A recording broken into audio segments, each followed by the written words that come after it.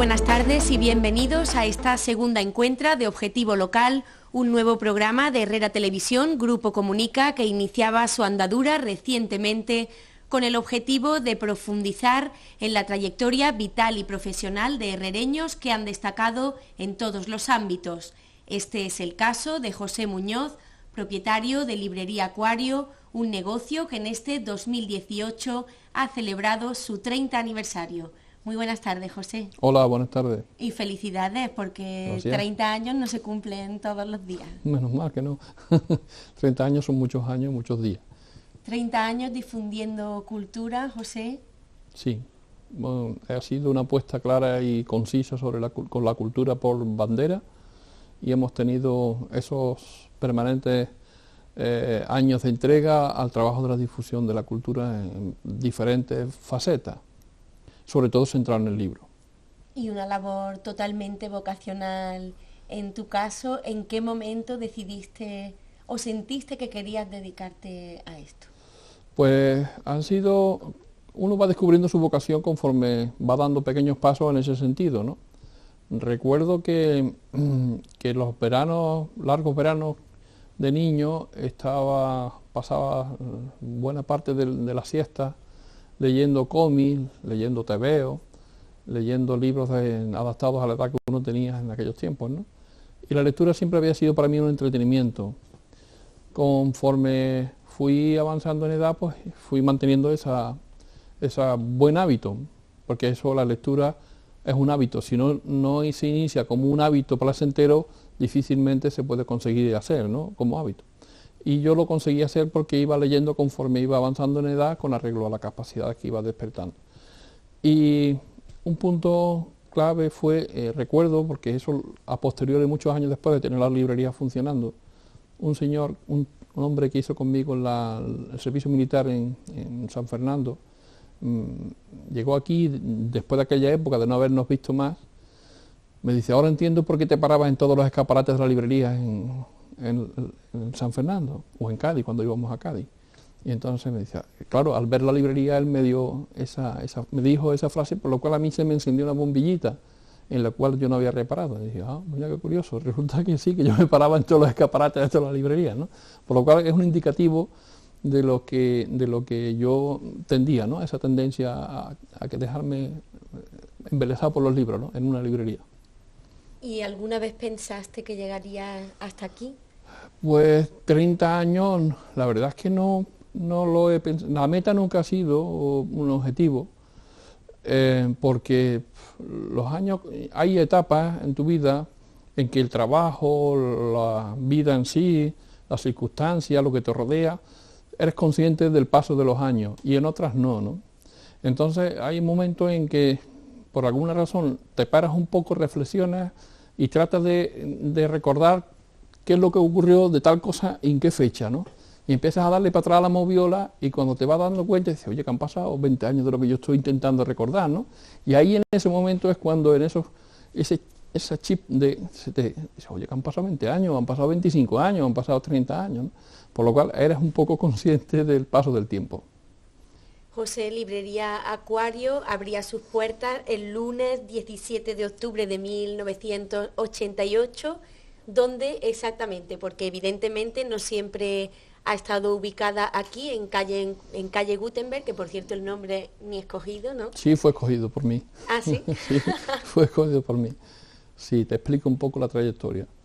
La librería no la fundé yo la adquirí por un traspaso.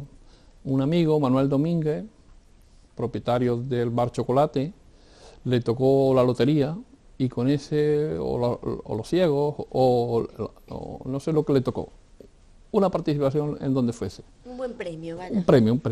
Y entonces él ya estaba con la idea de montar un negocio que no fuera tan sometido como era un bar, ¿no?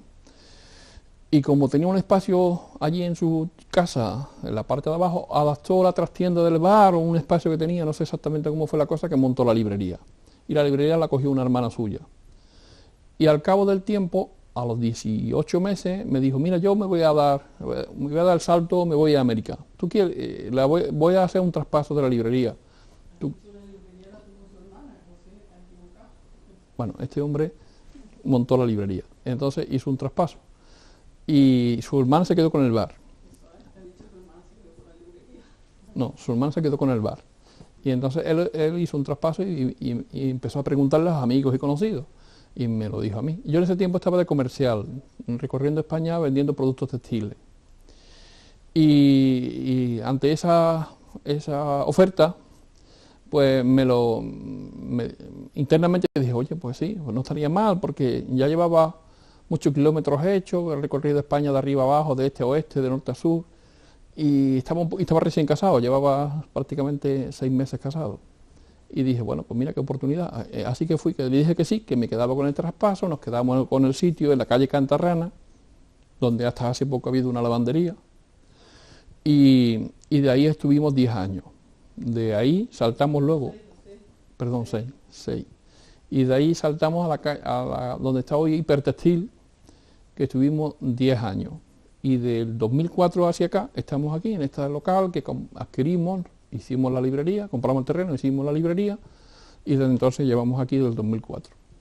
Pero el hecho de que se llame calle Gutenberg no es una mera casualidad. No. Eso es por lo siguiente. Una vez porque nosotros fuimos los primeros que construimos aquí en este, ni había ni delante, o sea, delante no porque hay un parque, pero detrás tampoco ni a los lados, no había nadie, estábamos totalmente solos.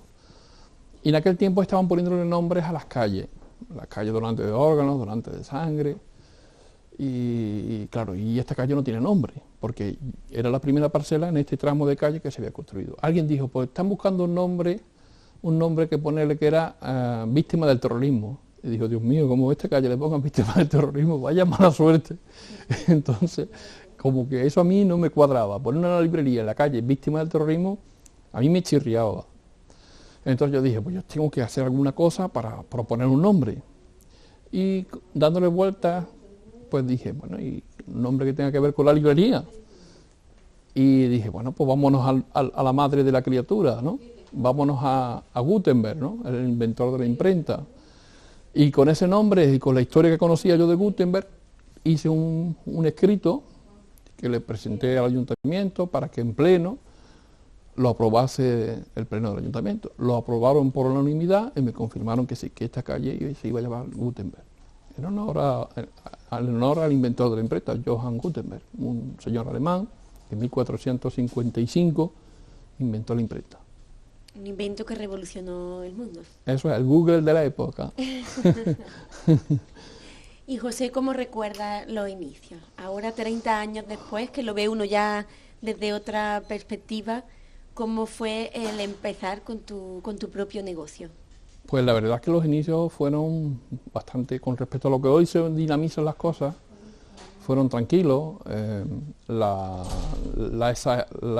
inmediatez no era tal como hoy estamos acostumbrados, que todo es instantáneo, casi instantáneo, donde Sevilla no estaba tan cerca como está ahora, aunque está igual de kilómetros, pero las carreteras no eran las que eran ahora, los repartos no eran con la prontitud que en 24 o 48 horas te ponen el producto aquí, los representantes no venían con tanta frecuencia, todo era mucho más pausado, más natural dentro del ambiente que se vivía. Los niños en la escuela pues llevaban los materiales clásicos de todo este tiempo hacia atrás, porque ahora han cambiado incluso esos materiales con libros y otros materiales.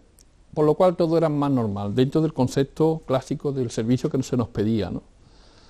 Y la lectura en Herrera pues tampoco era tan exigente, ¿no? Un pueblo de 6.500 habitantes, pues no se requería tener las últimas novedades del último minuto que hubiese en el mercado, podían llegar los libros 3 meses después de que hubiesen hecho su presentación, y todo era más normal.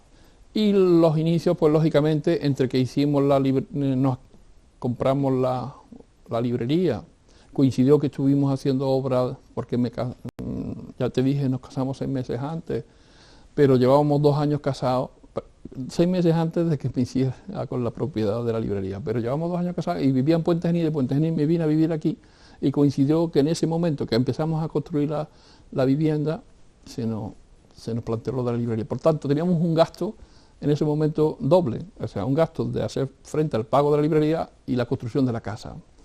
Y entonces en esos años hubo que apretarse mucho el cinturón para poder hacer frente, de no dejar ni colgados los albañiles, ni dejar de pagarle el alquiler y el traspaso de la librería. Por lo cual fueron los años, en ese sentido, duros, económicamente hablando, duros.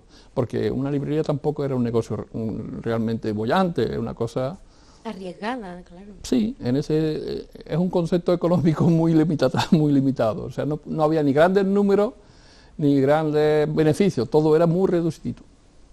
Y aún así, ¿alguna vez o tienes constancia de la cantidad de libros que puedes haber vendido en todo este tiempo? Vendido no lo sé, pero por mis manos han pasado por lo menos 1 millón de libros.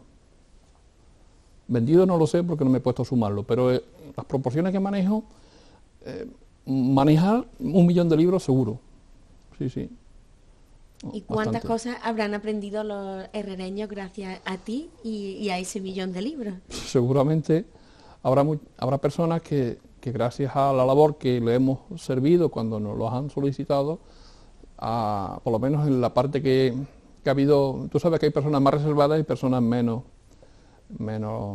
agradecidas, pero sí porque me lo han dicho en muchas ocasiones, que gracias al trabajo han conseguido libros que necesitaban o que para ellos era una urgencia tener o que requerían de conseguir ese libro, y siempre hemos estado tratando de darle el mejor servicio al cliente o al lector, o llámale como sea, la persona que venía en busca de nuestro servicio. Ahí sí hemos tratado siempre de estar a la altura.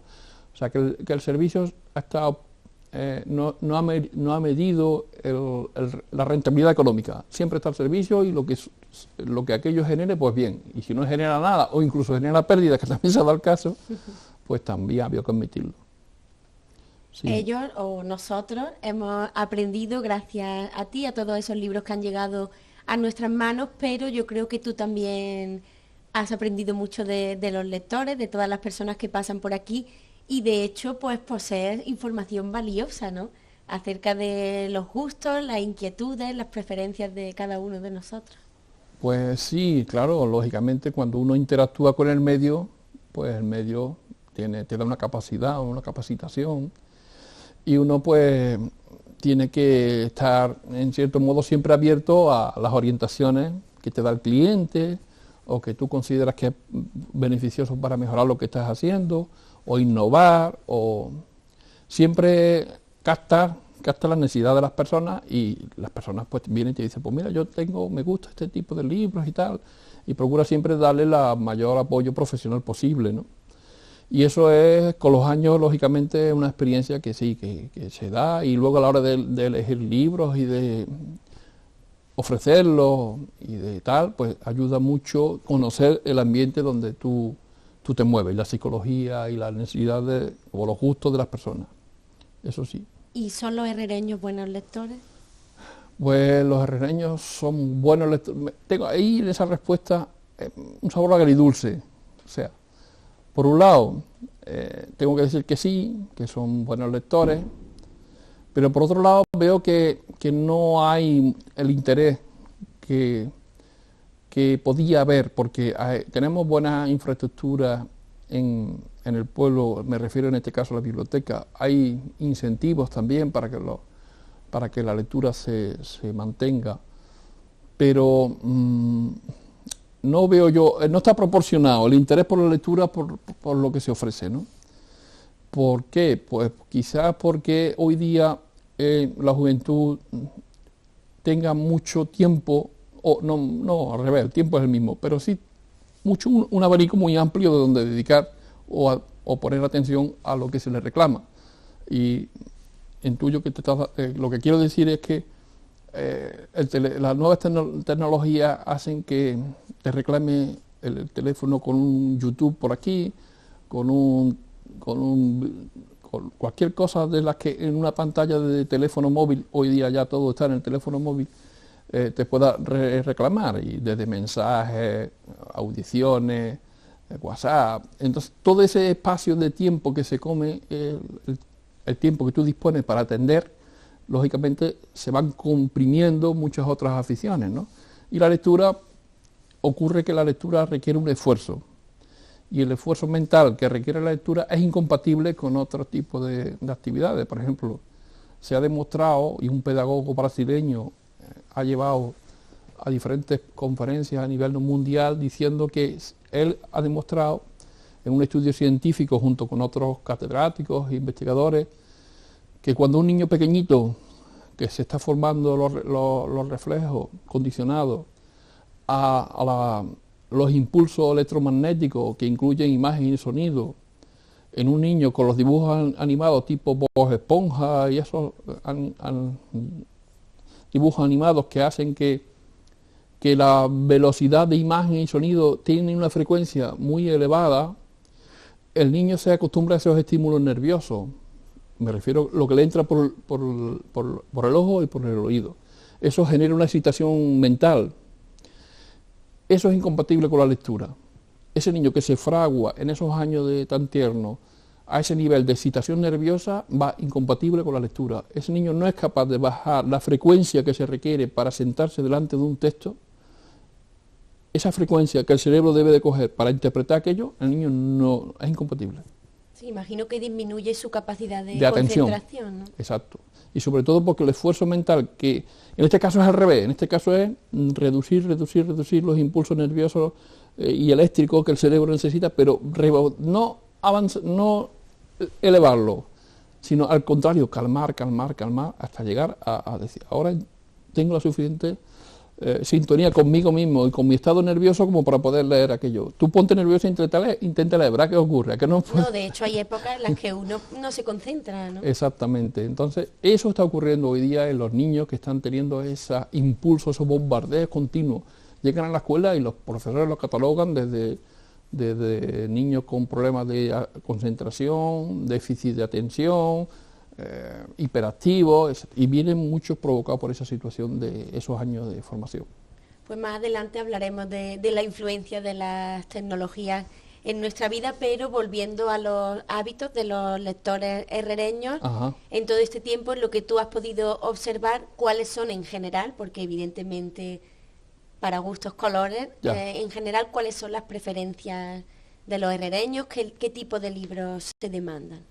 Bueno, en esto tendría que apuntillar un poquito una introducción diciendo que el problema de la oferta que tenemos en el mundo editorial en España es una oferta muy comercial, y le explico un poquito esto. Porque las grandes editoriales, por ejemplo Planeta no saca solamente libros con el sello Planeta tiene detrás 12 sellos editoriales, que los tiene la casa Planeta. Plaza y Janés, pues tal, Random House, Mondadori italiana, está asociada con tal. Entonces cada una son grandes emporios comerciales, que además tienen intereses en la radio, tienen intereses en la televisión, tienen intereses en los medios de comunicación, en grandes compañías de comunicación. Ellos van canalizando los gustos, el consumo, el cine, por cierto, moda, vamos a llamarle moda. Aparece un libro que un escritor ha conseguido enganchar al público, automáticamente se pone en proceso todo un sistema que hace que el 80% de los libros que salgan al mercado en esa época son similares a lo que se ha cogido de moda, ¿no? Entonces, ¿qué pasa? Que es un producto enlatado, vamos a decir, la lectura, el libro, la temática, ya está, es un producto industrial y además caro, porque el libro en España, el problema que tenemos es que la competencia entre ellos son grandes emporios. Y yo no tengo pruebas para decir que se reúnen en una mesa para decir cuánto vamos a poner de precio al libro, pero hay poca pugna entre ellos para llevarse el lector a su terreno en la parte comercial. La parte comercial se pone de acuerdo y luego ya sacan el producto. Y eso se nota, o por lo menos hay personas que lo notan.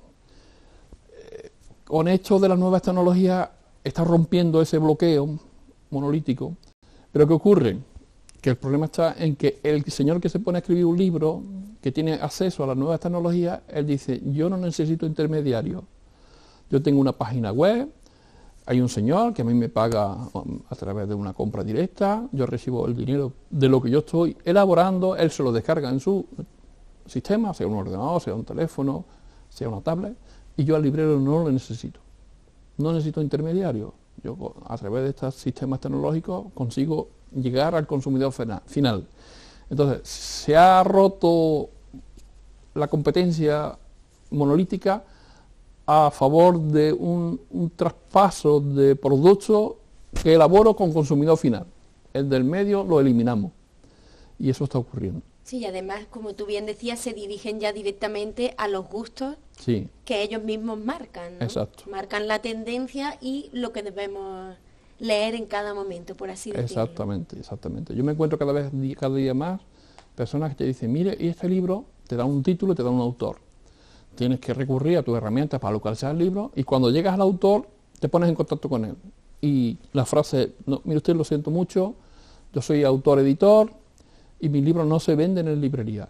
Yo los vendo, o como muchos te dicen, o a través de Amazon o yo a través de mi página web. Lo siento, pero yo es que no he contado con los libreros. Y eso cada vez más, cada vez más, cada vez más. Sí, ha cambiado totalmente.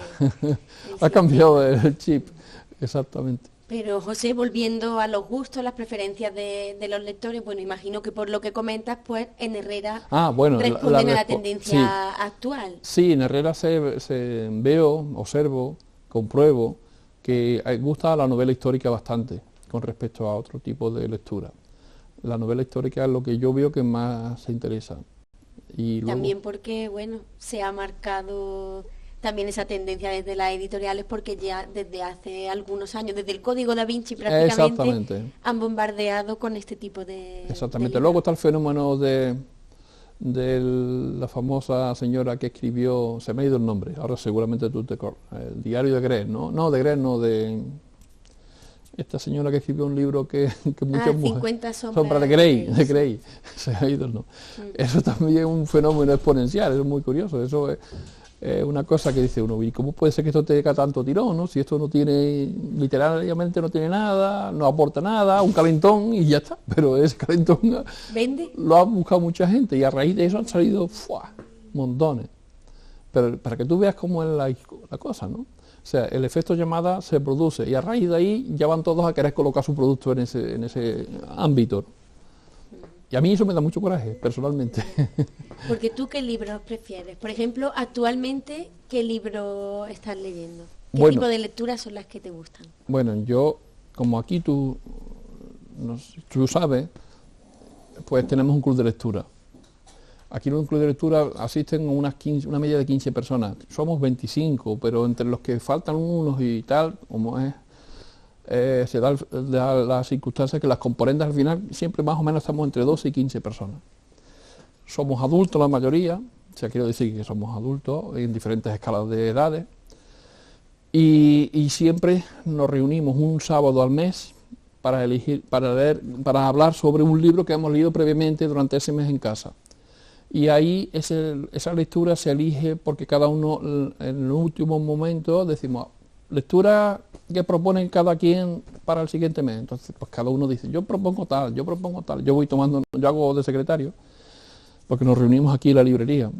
Entonces, yo voy tomando nota. ¿Quién apoya la lectura del libro tal? Y si por votación se va descartando, el que tenga más votos es el libro que leemos. Hasta ahora, las palmas se han llevado libros de novela histórica o de historia, pero normalmente novela histórica. ¿Por qué? Porque la novela histórica tiene si está bien contada, te aporta conocimientos que de otra forma en un libro de ensayo histórico cuesta más trabajo de asimilar. Sí, porque es más fácil de digerir. Exactamente. Y además, si es novela, da mucho pie a conversar, a decir, aquí el autor se ha dejado este pasaje atrás, o aquí le da mucha énfasis a esta cosa.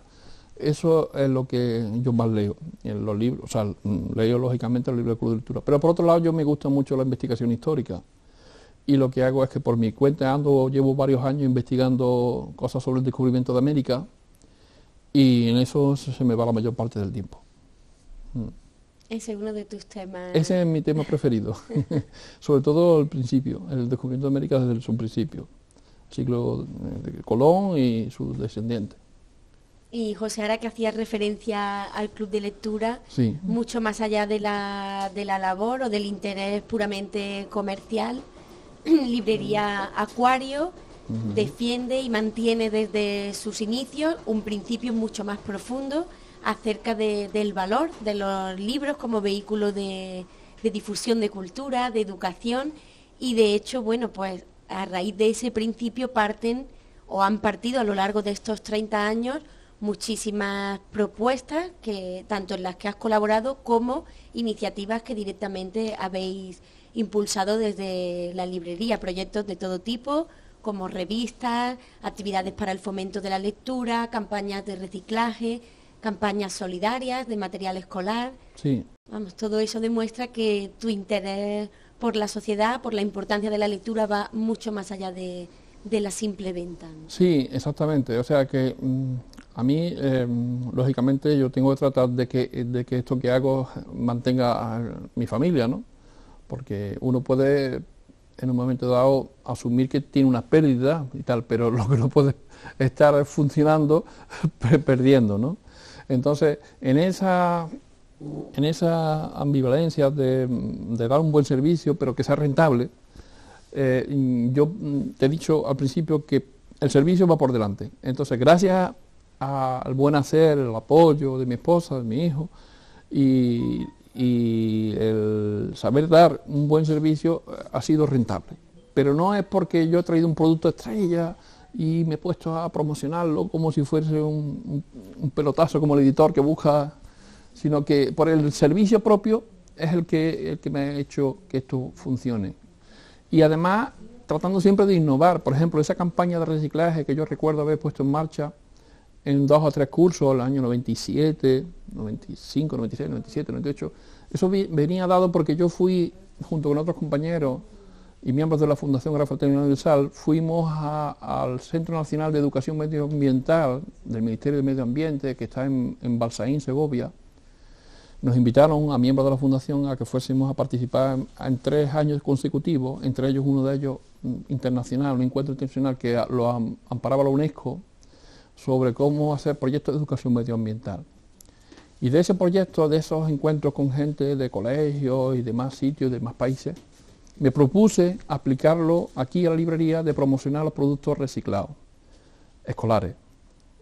Intenté introducir papel reciclado, goma, bolígrafo, todo hecho con material reciclado.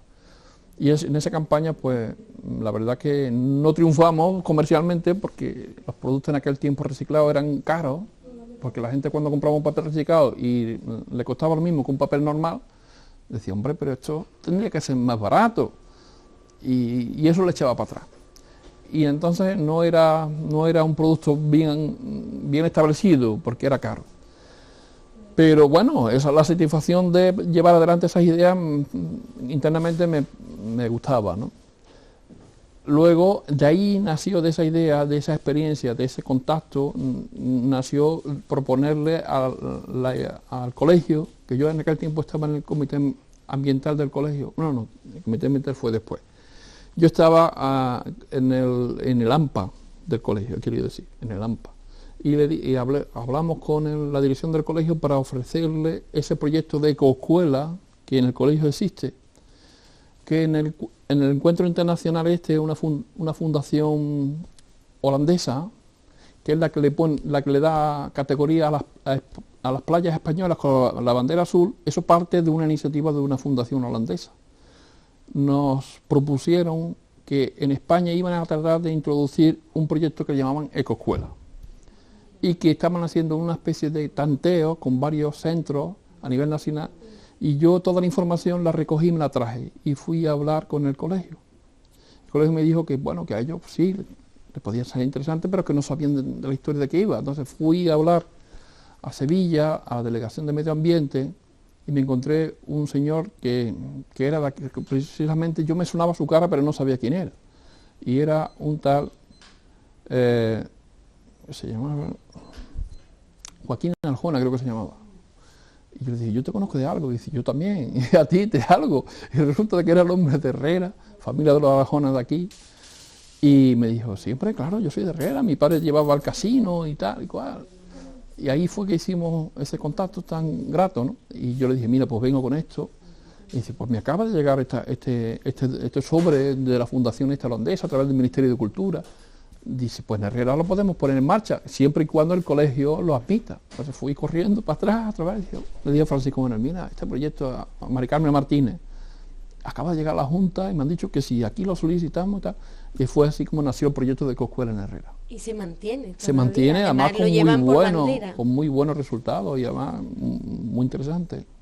Sí, sí, sí, sí. Pues como vemos, impulsor de grandes proyectos que todavía se mantienen aquí en Herrera, y es que 30 años dan para mucho, ¿no? para mucho, pero bueno, por hacer referencia, hacer mención a algunos de los más recientes, por ejemplo, el que desarrollasteis este verano, el ciclo de lecturas para adolescentes. Ah, bien, sí. También algo muy curioso Sí, y muy sí. interesante para acercar a los más jóvenes temáticas que de entrada pueden no interesarles o pueden no entender, pero bueno, a través de este tipo de actividades Sí, la se verdad intenta llegar a ellos de otro modo. Sí, eso fue un proyecto. En los veranos, como aquí los veranos son tan largos y tan tediosos a la hora de poder hacer actividades y yo lo tenía en la cabeza, pero no sabía cómo impulsarlo. Pero una amiga, Hipólita Arjona, ella como vino, tomamos contacto por un proyecto de su producto que estaba sacando, aceite ecológico, y me dijo, oye, este verano, ¿tú qué es lo que haces en verano? Yo le dije, pues mira, en verano hago esto, lo otro. Y dice, ¿no se te ha ocurrido hacer lo mismo del club de lectura, pero con adolescentes? Le dije, sí, pero no he encontrado jóvenes que les interese.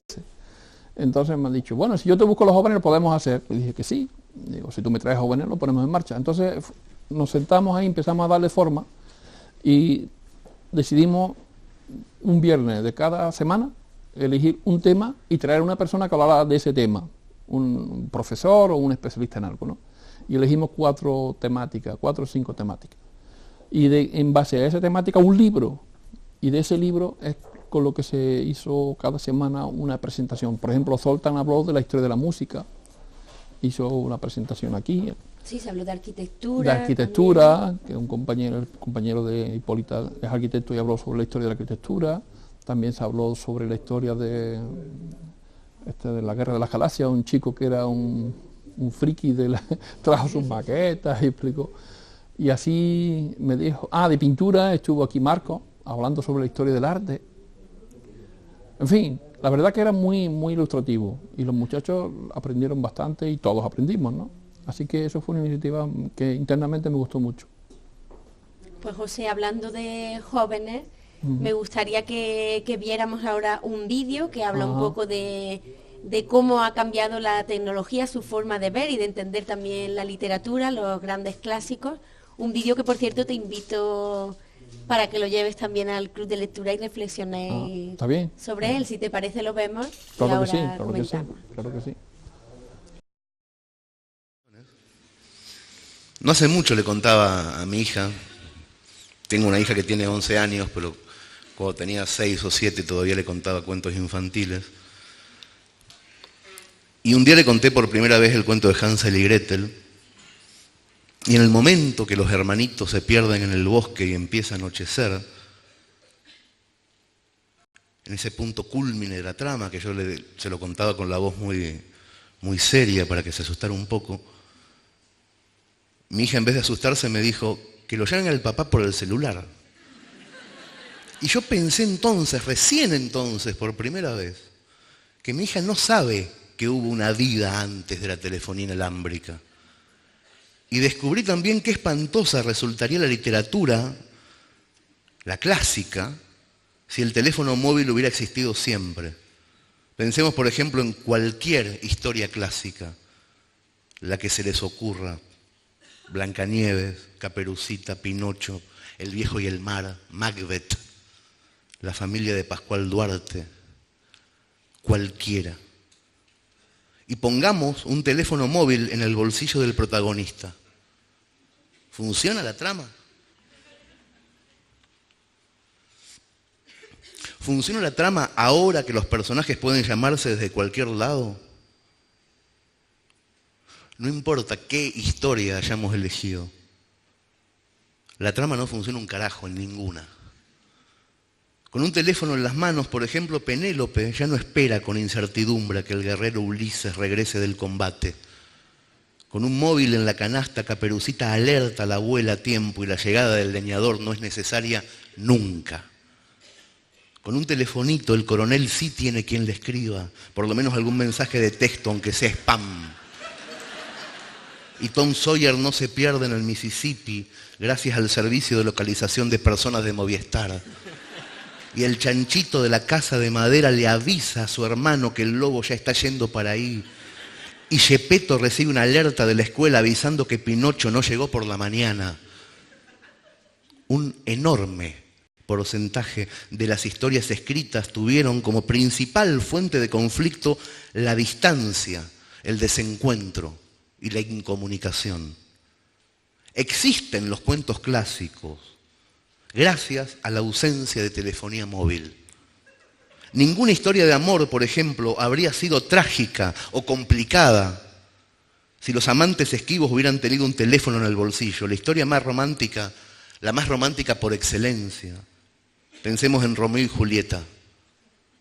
Esa historia basa toda su tensión dramática final en una incomunicación fortuita. La amante finge un suicidio. El enamorado la cree muerta y se mata.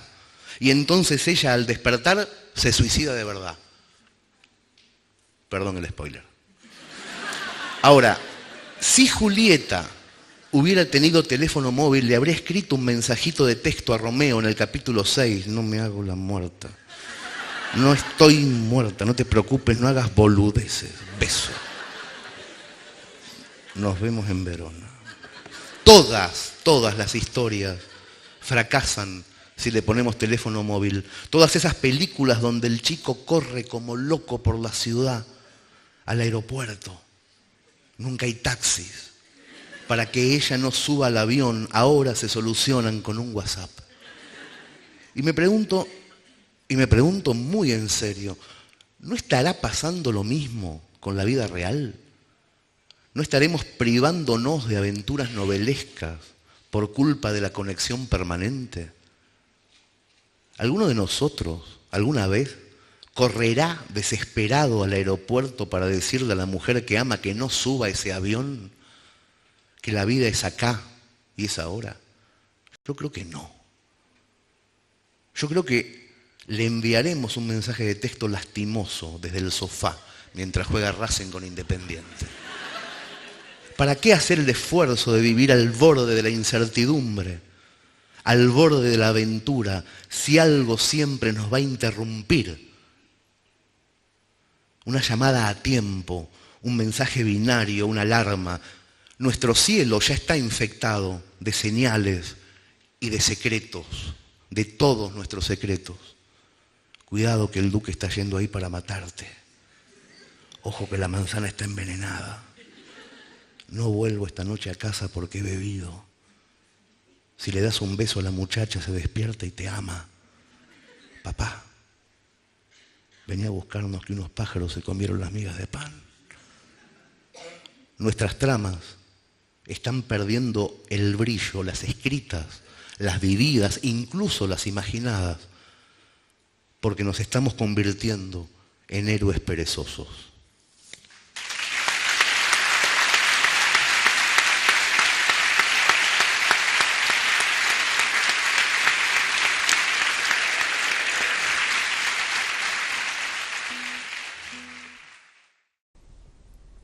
Bien, José, pues a mí personalmente el vídeo me parece una reflexión brillante acerca de la presencia de la tecnología en nuestras vidas, que muchas veces nos absorbe de tal modo que hasta se nos olvida vivir, que es lo realmente importante. O sea, que se inventa la máquina y la máquina es la que nos marca el paso, ¿no? Esas nuevas tecnologías que hacen que todo sea tan cómodo, que ya casi fluyen las cosas con una especie de, como decían los filósofos de tiempo atrás, ¿no? La modernidad hace que la gente se olvide de muchas cosas, incluso hasta de vivir decentemente, ¿no? Con esa comodidad, que es un tóxico en muchos casos, y que a veces sacarnos de esa comodidad resulta muy complicado. Y ese vídeo donde nos hablan de las nuevas tecnologías, qué ocurría si Caperucita Roja llevaba un móvil en la cesta, ¿no? ¿Qué ocurriría, no? ¿Qué ocurriría con esos personajes que si en vez de montarse en el avión no se monta? Si... Es que realmente, tal y como dice, las historias clásicas de la literatura habrían fracasado si hubiera existido un móvil. Exactamente.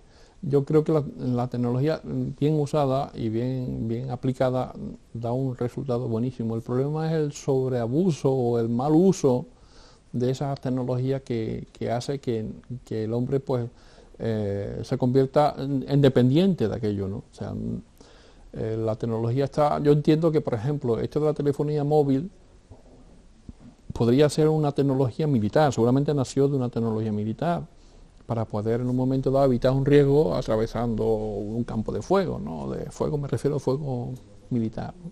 Donde la vida de las personas, pues. Entonces ahí ese uso aplicado a la vida militar, luego se pasa a la vida civil y el uso se hace un mal uso, ¿no? Porque ya es un abuso, ya no es que tú... Yo he visto, y tú también, y cualquiera que nos esté viviendo ahora, como en una mesa rodeado de muchachos, jóvenes de diferentes edades, se ponen, se supone que deberían estar hablando entre ellos, se supone que para eso se han reunido, ¿no? Entonces se pone a cada uno con su aparatito y todo el mundo callado y todo el mundo viendo aquello, ¿no? Entonces eso es un fenómeno que se demuestra claramente que esa tecnología está siendo mal usada, ¿no? Entonces alguien decía, ¿Internet qué es Internet? Dice, Internet es aquella tecnología que nos permite acercarnos a los que están lejos y alejarnos a los que están cerca, ¿no? Y eso es así, es un señor que puede estar en cualquier parte del mundo, lo tienes delante tuyo y el que está a tu lado pues lo tiene ahí distante, ¿no? Sí, así es. La tecnología tiene grandes beneficios, pero también supone una amenaza para otras muchas cuestiones. Y sobre todo la adicción que crea, porque y yo recuerdo que últimamente vi una chica que le estaba mandando mensajes a otra chica que estaba una en un lado del bar y la otra en el otro, en la barra del bar, ¿no? En la cafetería. Y digo, de que se le estaban riendo. Y es que una le estaba diciendo tonterías a la otra desde un extremo al otro. Y digo, bueno, no será más bonito decírselo cara a cara, ¿no? Entonces, claro, esos choques a nosotros, que ya eso nos cogió un poquito mayor, nos llama a decir, qué cosa más absurda, ¿no? A nosotros nos resulta absurdo, pero por lo que se ve a la gente joven le resulta simpático. Y entonces ahí es donde yo digo, ¿esto qué tiene de positivo y qué tiene de negativo, ¿no? Y estoy viendo que por lo que yo escucho por los pedagogos y por lo que hablo con los profesores y por lo que el mal uso de eso da consecuencias, y consecuencias no muy positivas, que digamos.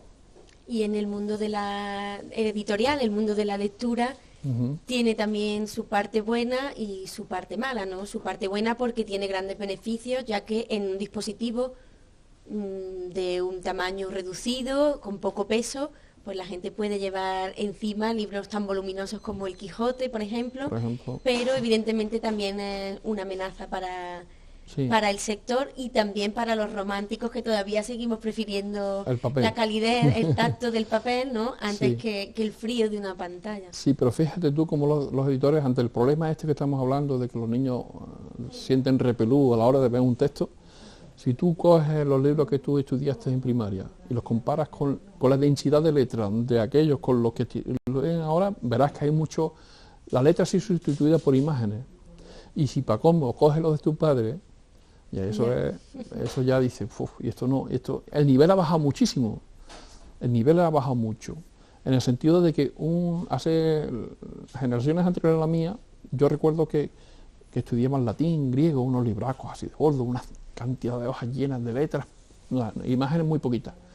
Y hoy te vas a cualquier nivel y comparas los textos y ves tú que la densidad de texto ha bajado mucho, o sea, a favor de la imagen, a favor de mantienen el papel, pero en realidad lo están adaptando a lo que sería la pantalla, ¿no? Exacto, porque un niño tú le das eso así y se asusta, le da eso, ¿quién se lee eso, no? Entonces el esfuerzo mental cada vez se le exige menos. O sea, igual que los niños hoy día todos nos apoyamos en calculadora para hacer cuentas, la capacidad de calcular se ha perdido por muchas partes de muchas personas.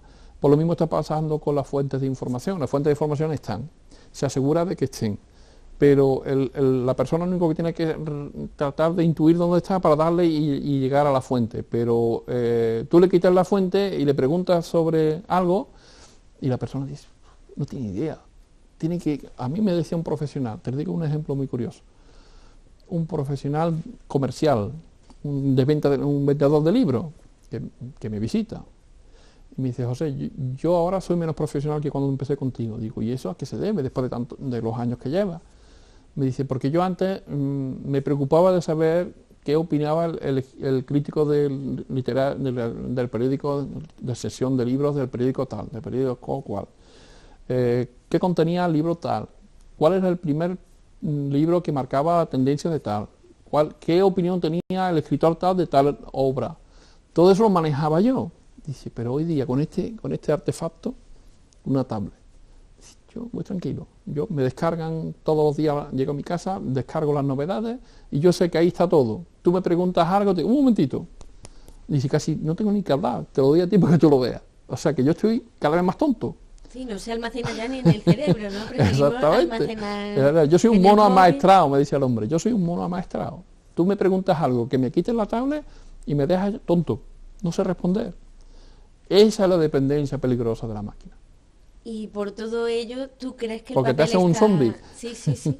Pero centrándonos en el sector que nos ocupa, ¿tú crees que el papel está condenado a desaparecer? El papel, pues sí, no es que desaparezca, ¿no? El papel no desaparece porque es un invento que tiene sus grandes ventajas. El uso del papel es el que se va a reducir. Sí, a eso me refiero. El uso del papel. Al soporte para sí, de hecho, libros, periódicos también. Sí, una de las ventajas que tiene usar menos papel es que sacrificamos menos árboles, ¿no? Pero sí podemos decir, por defender un poco la industria del papel, que es que los árboles que se cortan no se cortan, no deberían de cortarse árboles de un bosque. Es que se supone que la industria se preocupa de que grandes hectáreas de árboles que interesan el papel van cortando y replantando, y replantando árboles para producir el papel. No es que tú llegas a un bosque y lo deforestas para convertirlo en masa de papel, ¿no? De celulosa, sino que tú controlas como un campo de cebolla o de patatas o de un señor fabricante de papel, pues compra o tiene en propiedad o alquila una serie de kilómetros cuadrados de tierra, siembra árboles y él va cortando por un punto y va replantando por otro y así va a generar. O sea, que no es que se decoma la naturaleza, pero bueno, si conseguimos que incluso con esa técnica se reduzca el consumo de papel en beneficio de la fabricación del papel, que si es también más contaminante, pues se usa menos papel, mejor. Pero claro, hay que ver cómo se pondera, ¿no? A ver cómo se pondera. Yo creo que la tecnología es una amenaza para el mundo editorial y para negocios como este, librerías pequeñas, cercanas, pues también hay que tener en cuenta otras amenazas como la venta online, sí. Los grandes almacenes, ¿no? Lugares en los que yo creo que los libros se venden como simples objetos cuando son muchísimo más. Exacto. Esa técnica comercial que es la que nos marca el paso. Yo recuerdo que cuando yo estaba preocupado, porque llega uno que se preocupa por su futuro en ciertas etapas, ¿no? Entonces yo recuerdo que hace como 6 años le dije a un comercial, mira, yo voy a abrir un espacio de telefonía, de dispositivos, de tablet para vender, para que la gente que me pregunte por libros electrónicos ofrecérselo. Y yo veo que cada vez más hay más, dice, hazlo si quieres, pero si tú no eres capaz de vender al ritmo que vende el Corte Inglés un modelo determinado, o Amazon en un modelo determinado, yo te voy a vender, yo no te puedo recoger el producto que no vendas. Tienes que vender ese producto que es el que está en el mercado, con el precio que dicen ellos y al ritmo que dicen ellos. Si tú compras 10 dispositivos, de esos 10 vendes 5, los otros 5 los vas a tener que mal vender, porque el paso lo marcan ellos. Porque un señor que entra en internet y dice, el lector electrónico Kindle del modelo tal vale 80 euros, tú, por ser minorista, a ti el margen comercial se te va a reducir mucho y lo vas a tener que vender a 80 euros. Por tanto, si compras 5, vendes 2, los 3 los tienes que mal vender. Ya has perdido operación ahí, ya empiezas a ser negativo la operación. Sí, también lo que comentábamos antes de la inmediatez que demandan los clientes actualmente, ¿no? Exacto. Tú lo ves por internet y lo quieres ya, lo pido ya, tarda un día, tarda 2, pero... Exacto. Pero no tengo que moverme de mi casa y no, en fin. Exacto. Tú sabes cuando yo tengo una máquina de recargar telefonía móvil, que en su día pues las personas me demandaban y yo la puse. Por una recarga de 5 euros en Vodafone, ¿tú cuánto crees que me puedo yo salir de margen de beneficio? En una recarga de 5 euros de Vodafone. Muy poco, imagino. Calcula un poco, dime cuánto. De 5 euros, pues, sí. No sé, 40 céntimos, 50 25 céntimos.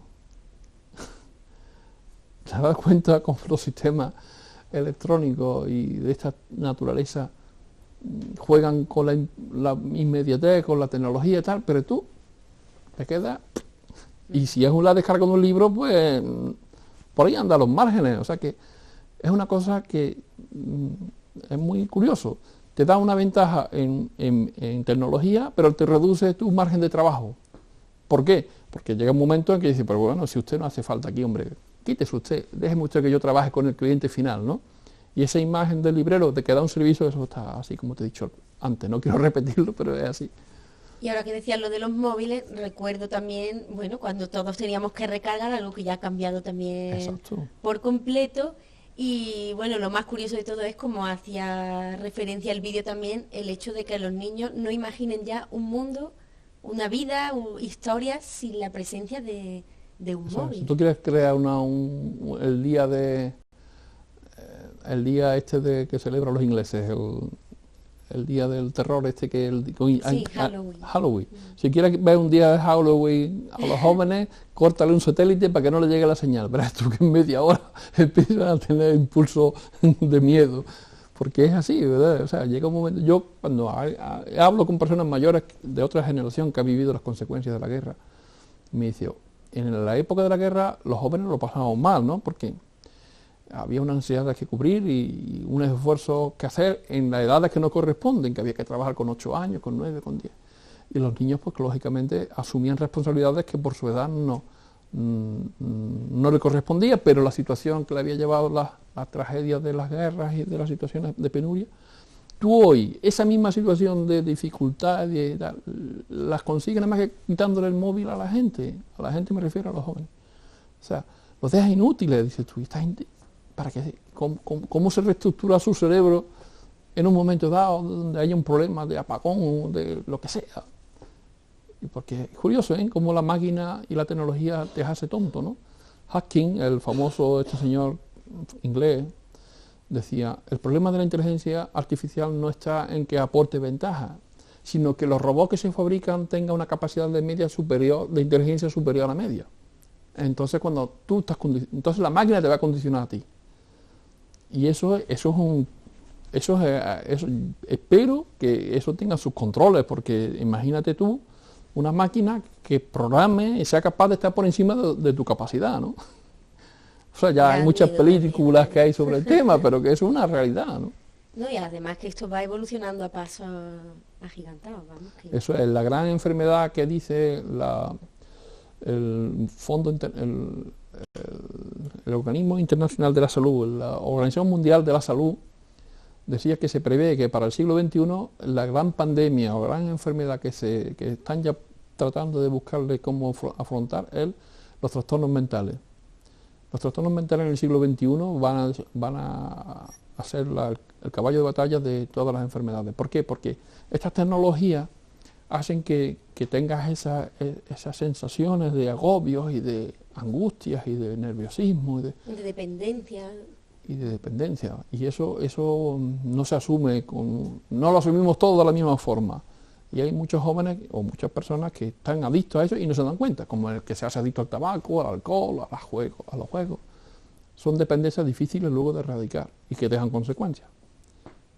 Pues precisamente yo creo que debido a esta locura que nos envuelve con respecto a las nuevas tecnologías, agradecemos tener espacios de paz, de conversación, como Librería Acuario, ¿no? Que siempre ha apostado y apuesta por un trato cercano con el cliente y por acercarle, pues bueno, los libros de un modo más especial y más personalizado.